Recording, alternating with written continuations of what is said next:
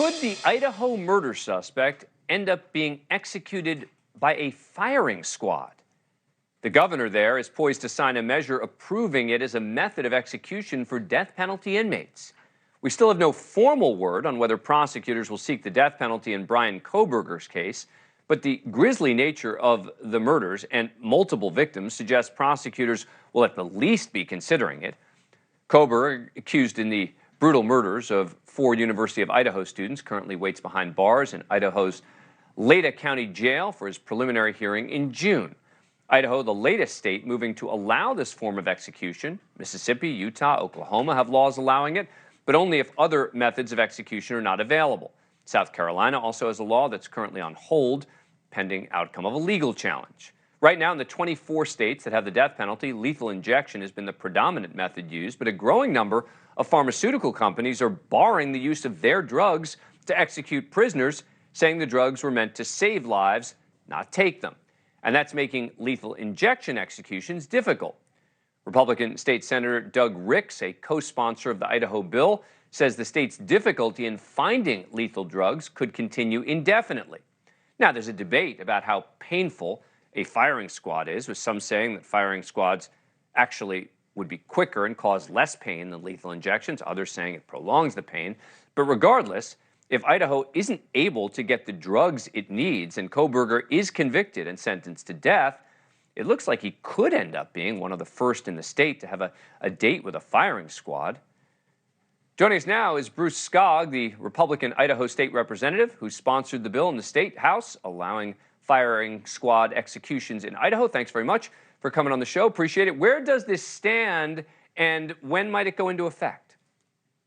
I do hope that the governor will sign this bill within the next few days, and then it would become law in Idaho, and it would take effect on July 1st, 2023. And would that mean that it would only apply to crimes committed after that point, or could it just be for sentencing that are occurring after that point? So in the Kohberger case, let's say, he hasn't been sentenced yet as of July 2023, but the crime had been committed before then. Could he be subject to that law if it's passed on the date you're suggesting?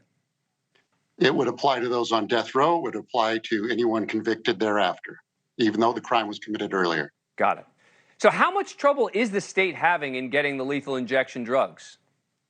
It is, in fact, impossible. We cannot get the drug. We could not carry out the death penalty. And our preference is for lethal injection. But if we can't do that, then this is the best course that we can take to carry out justice. Did Bryan Kohberger have anything to do with the decision to go this route? Not at all. So this was in consideration well before this case ever came to light? Yes, we've been trying to carry out the death penalty, which is justice for those who have murdered in the first degree, for quite some time. Now, what do you make of those who say it's archaic and inhumane to use a firing squad? There have been 144 executions by firing squad in the history of our country, and it is humane because it is certain. There's no lingering.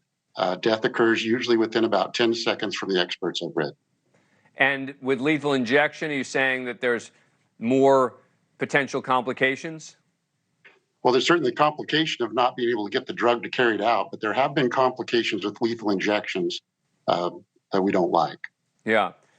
And no one in the legislature has been discussing this in the context of the Kohberger case. Is that correct? Correct. Even though it could end up applying to him. All right. Well, certainly his name comes up as a potential, but has nothing to do with why the bill passed. Got it. Bruce Skog, thank you very much for coming on the program. Really appreciate it. Take care. Thank you. Thank you for watching.